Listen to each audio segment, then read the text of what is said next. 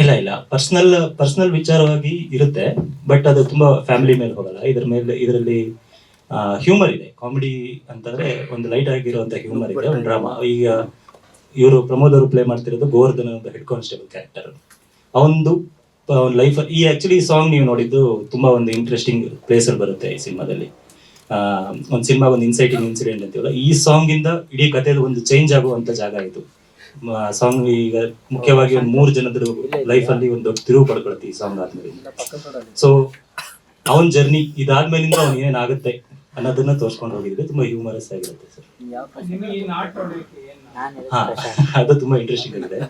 ಇದು ನಾನು ಜೋಗಿ ಸರ್ದು ಒಂದು ಬುಕ್ ಇತ್ತು, ಎಲ್ಲಾನು ಮಾಡೋದು ಬಟ್ಟೆಗಾಗಿ ಅಂತ ಒಂದು ಪ್ರಬಂಧಗಳ ಒಂದು ಬುಕ್. ಅವರು ಚಿಕಿತ್ಸಾ ಕೇಂದ್ರ, ಪ್ರಕೃತಿ ಚಿಕಿತ್ಸಾ ಕೇಂದ್ರಕ್ಕೆ ತೂಕ ಇಳಿದುಕೊಳ್ಳಕ್ ಹೋದಾಗ ಅಲ್ಲಿ ಅವ್ರಿಗಾಗಿದ್ದಂತ ಒಂದು ಅನುಭವಗಳನ್ನ ತುಂಬಾ ಹ್ಯೂಮರಸ್ ಆಗಿತ್ತು. ನಾನು ಅದನ್ನ ಸಿನಿಮಾ ಮಾಡಬೇಕು ಅಂತ ಫಸ್ಟ್ ಅನ್ಕೊಂಡಿದ್ದು.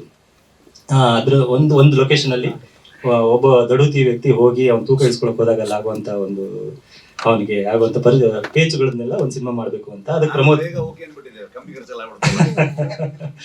ಅದು ಪ್ರಮೋದ್ ಅದನ್ನ ಮಾಡಕ್ಕೆ ಹೋದಾಗ ಅದರಲ್ಲಿ ಅವರು ಸ್ವಗತವಾಗಿ ಬರ್ದಿತ್ತಲ್ಲ, ಅವ್ರದ್ದು ಅನುಭವ ಕಥೆ ಇತ್ತು, ನಾನು ಹೋಗಿದ್ದು ಅಂತ. ಸೊ ಇದು ಕ್ಯಾರೆಕ್ಟರ್ ನಾವು ಯಾರಾದ್ರೂ ಒಂದ್ ಬೇರೆ ಆಗಿದ್ರೆ ಚೆನ್ನಾಗಿರುತ್ತೆ. ಇವನ್ ಏನಾಗಿರ್ಬೋದು ಬಂದಿರೋ ವ್ಯಕ್ತಿ ಅಂತ. ಅಂದ್ರೆ ಒಂದು ನಾನು ಬರೀಬೇಕಾದ್ರೆ ಯೂಶಲಿ ಮೇನ್ ಪ್ರೊಟಾಗನಿಸ್ಟ್ ಪ್ರೊಫೆಷನ್ ತುಂಬಾ ಇಂಪಾರ್ಟೆಂಟ್ ಆಗುತ್ತೆ. ಆ ಪ್ರೊಫೆಷನ್ ಇಂದನೇ ಅವ್ರು ಕೆಲವೊಂದು ನಮಗೆ ಕಥೆಗಳದ್ದು ಚೇಂಜಸ್ ಆಗುವಂತ ಸುಮಾರು ಇದ್ದಿರ್ತಾರೆ. ಸೊ ಇವ್ನು ಏನಾಗಿರ್ಬೋದು, ಒಂದು PT ಮಾಸ್ಟರ್ ಆಗಿದ್ರೆ ಹೆಂಗೆ, ಅಥವಾ ಇನ್ನೊಂದು ಕಿರಾಣಿ ಅಂಗಡಿಯಲ್ಲಿ ಇದ್ರೆ ಹೆಂಗೆ, ಆ ತರದ್ದೆಲ್ಲ ಯೋಚನೆ ಮಾಡ್ತಾ ಇರ್ಬೇಕಾದ್ರೆ ನಾನು ಒಂದು ವಿಡಿಯೋ ನೋಡಿದೆ ಯೂಟ್ಯೂಬ್ ಅಲ್ಲಿ. ಅದು ಹಿಮಾಚಲ್ ಪ್ರದೇಶ್ ಅಲ್ಲಿ ನಡೆದಿರುವಂತ ಒಂದು ಘಟನೆ. ಅದು ಒಬ್ಬ ಅಲ್ಲಿರೋ ಒಬ್ರು SP ಒಂದು ಪೊಲೀಸ್ಗಳನ್ನೆಲ್ಲ ಕರೆದ್ಬಿಟ್ಟು ಅವ್ರು ವೇಟ್ ಚೆಕಿಂಗ್ ಮಾಡಿ ಒಂದು ಆಗಿರುವಂತ ಒಂದು ಘಟನೆ. ಅದು ಲೈವ್ ನ್ಯೂಸ್ ಅಲ್ಲೆಲ್ಲ ಬಂದಿತ್ತು, ಮೀಡಿಯಾಲೆಲ್ಲ ತುಂಬಾ ಕವರೇಜ್ ಆಗಿತ್ತು. ನಾನು ಅದ್ರ ಕಮೆಂಟ್ಸ್ ಚೆಕ್ ಮಾಡ್ತಾ ಇದ್ದೆ. ಅದನ್ನ ನೋಡ್ಬೇಕಾದ್ರೆ ಕಮೆಂಟ್ಸ್ ಅಲ್ಲೆಲ್ಲ ತುಂಬಾ ಕೆಟ್ಟದಾಗಿತ್ತು. ಇವರು ಪೊಲೀಸರೆಲ್ಲ ಇವ್ರು ಹಿಂಗೆ ಆಗ್ಬೇಕು, ಹಂಗಾಗಬೇಕು, ಹಿಂಗಿರ್ಬೇಕು, ಅದಿರ್ಬೇಕು. ಅದ್ ನನ್ಗೆ ನೋಡ್ತಾ ಇರ್ಬೇಕಾದ್ರೆ ತುಂಬಾ ಒಂಥರ, ಅಂದ್ರೆ ಆ ವ್ಯಕ್ತಿ ತುಂಬಾ ಅಳ್ತಾ ಇದ್ದ. ಅಲ್ಲಿನೂ ಒಬ್ಬ ಕಾನ್ಸ್ಟೇಬಲ್ ಅವ್ರ SP ತುಂಬಾ ಬೈದ್ಬಿಟ್ಟು, ಏನ್ರಿ ನೀವು ನೋಡ್ಕೊಳಕ್ ಆಗಲ್ವಾ ನಿಮಗೆ, ಹಾಗೆ ಹೀಗೆ ಅಂತ. ಅವ್ನು ತುಂಬಾ ಕಣ್ಣಲ್ಲೆಲ್ಲ ನೀರ್ ಹಾಕ್ಬಿಟ್ಟು ತುಂಬಾ ಎಮೋಷನಲ್ ಆಗ್ಬಿಟ್ಟಿದ್ರು ಆ ಕಾನ್ಸ್ಟೇಬಲ್. ಅದ್ರಲ್ಲಿ ನಾನು ಅನ್ಕೊಂಡೆ, ಇವನು ಇವತ್ತು ವಾಪಸ್ ಮನೆಗೆ ಹೋದ್ರೆ ಅವ್ನ ಮನೇಲಿ ಪರಿಸ್ಥಿತಿ ಹೇಗಿರ್ಬೋದು, ಅಂದ್ರೆ ಅವಾಗ ಅವ್ನ ಮನೇಲಿ ಯಾರು ಇರ್ತಾರೆ, ಏನಿರ್ಬೋದು, ಇವನ್ ಮುಂಚೆ ಹೇಗಿರ್ಬೋದು ಹಾಗಾದ್ರೆ ಸ್ಟೇಷನ್ ಅಲ್ಲಿ. ಸೊ ಈ ರೀತಿ ಬ್ಯಾಕ್ ಟ್ರ್ಯಾಕ್ ಮಾಡ್ಕೊಂಡು ಹೋದ ಕಥೆನ. ಬ್ಯಾಕ್ ಟ್ರ್ಯಾಕ್ ಮಾಡ್ಕೊಂಡು ಹೋದಾಗ ಈ ಸಿನಿಮಾ ಸಿಕ್ಕಿದ. ಅವಾಗ ಆ ಕಥೆ ಅಲ್ಲಿಂಗ್ ಹೋಗಿತ್ತು.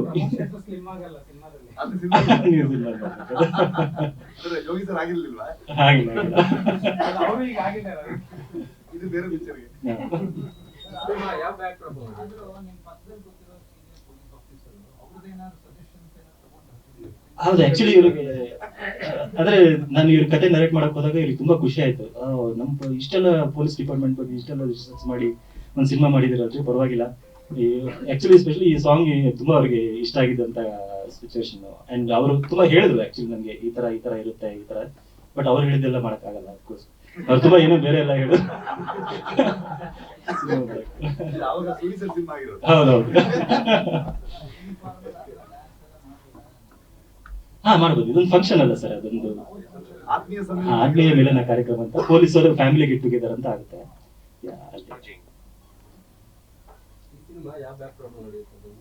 ಊರ್ ವೈಸ್ ನನ್ಗೆ ಮಾಲ್ಗುಡಿ ಡೇಸ್ ತುಂಬಾ ಇನ್ಸ್ಪೈರ್, ನನ್ ತುಂಬಾ ಇಷ್ಟ ಆಗುವಂತ ಇದು.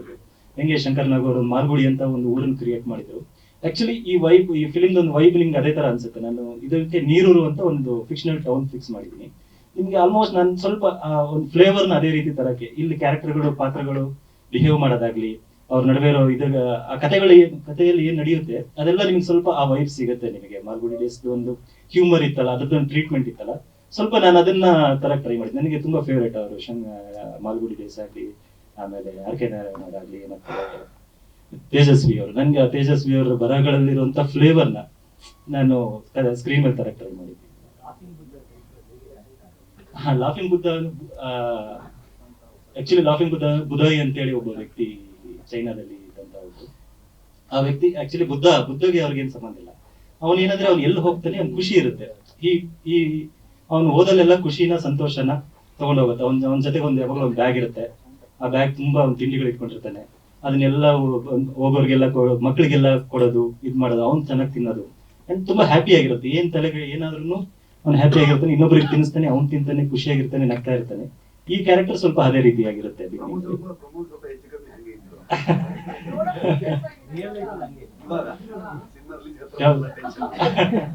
ಅಂಡ್ ಅದು ಸಿನಿಮಾಗೂ ಒಂದು ಲಾಫಿಂಗ್ ಬುದ್ಧ ಅಂದ್ರೆ ಈಗ ಇನ್ನೊಂದು ಅರ್ಥದಲ್ಲಿ ಲಾಫಿಂಗ್ ಬುದ್ಧ ಇನ್ನೊಂದು ನಂಬಿಕೆ ಏನಂದ್ರೆ ಮನೆ ಎಲ್ಲಿ ಇಟ್ರೆ ಅಲ್ಲಿ ಖುಷಿ ಇರುತ್ತೆ, ಮನೇಲಿ ಇಟ್ಕೊಂಡ್ರೆ ನೆಮ್ಮದಿ ಆಗಿರುತ್ತೆ, ಲಕ್ಕು ಒಂದು ಹ್ಯಾಪಿನೆಸ್, ಒಂದ್ ನೆಮ್ಮದಿ, ಮನಸ್ಸಿಗೆ ಒಂದು ನೆಮ್ಮದಿ ಇರುತ್ತೆ ಅಂತ. ಈ ಸಿನಿಮಾ ನೋಡಿದ ಮೇಲೆ ಎಲ್ಲರಿಗೂ ಅದೇ ಅನುಭವ ಆಗ್ಲಿ ಅನ್ನೋ ಒಂದು ಉದ್ದೇಶದಿಂದ ಒಂದು ದೇ ಫೀಲ್ ರಿಲ್ಯಾಕ್ಸ್ಡ್, ಒಂದು ಖುಷಿಯಾಗಿ ಮನಸ್ಸಿಗೆ ಒಂದು ಇದಾಗ್ಲಿ ಅನ್ನೋ ಫೀಲ್ ಅಲ್ಲಿ ಬರುತ್ತೆ.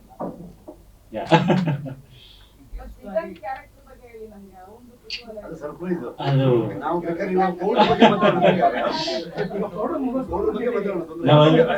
ತುಂಬಾ ಇಷ್ಟ ದಿನದಿಂದ ನಾವು ಹೈಡ್ ಮಾಡ್ತೀವಿ. ಸುಮ್ಮನೆ ಅಲ್ಲೇನಾಯ್ತಪ್ಪ ಅಂತ ಅದನ್ನೇ ಮಾತಾಡಿ ಕಥೆ ಏನು ಕೇಳ್ಕೊಂಬಿಡಿ. ಅಲ್ಲ ಸರ್, ಅಲ್ಲಿ ಮುಗಿಸ್ಕೊಂಡೇ ಬಂದಿದ್ದೀವಿ. ಸುಮ್ಮನೆ ಹಾಯ್ ಹೇಳ್ಬಿಡ್ತಾರ ಅಷ್ಟೇ. ತುಂಬಾ ಹೈಡ್ ಮಾಡಿದ್ವಿ. ಆಕ್ಚುಲಿ ರಿವೀಲ್ ಮಾಡಕ್ ಹೋಗ್ಲಿಲ್ಲ ನಾವು ಇಲ್ಲಿವರೆಗೂ.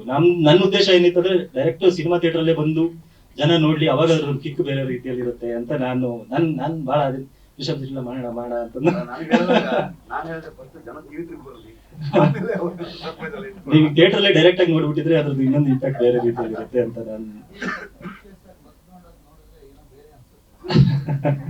ಹೌದು, ತುಂಬಾ ಇಂಟ್ರೆಸ್ಟಿಂಗ್ ಆಗಿದೆ ಸರ್. ಆಕ್ಚುಲಿ ನಿಮ್ನ ಅದು ತುಂಬಾ ಅದ್ರ ರಿವೀಲ್ ಮಾಡದೆ ನೀವು ಡೈರೆಕ್ಟ್ ಆಗಿ ನೋಡಿದ್ರೆ ಅದ್ರದ್ದೊಂದು ಮಜಾ ಇದೆ.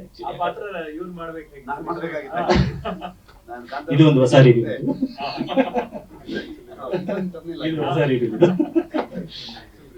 ನಾನು ಆಕ್ಚುಲಿ ರಿಷಬ್ ಅವ್ರ ಬರ್ಡೇ ದಿನ ಮೊನ್ನೆ ಇವ್ರಿಗೆ ಲುಕ್ ಟೆಸ್ಟ್ ಮಾಡಿದ್ದೊಂದು ಫೋಟೋ ಬಿಟ್ಟಿದ್ವಿ, ಇವ್ರಿಗೊಂದು ಹಣೆಗೊಂದು ಈ ಆಟದಲ್ಲಿ ನಾನಿಲ್ಲ ಅಂತ.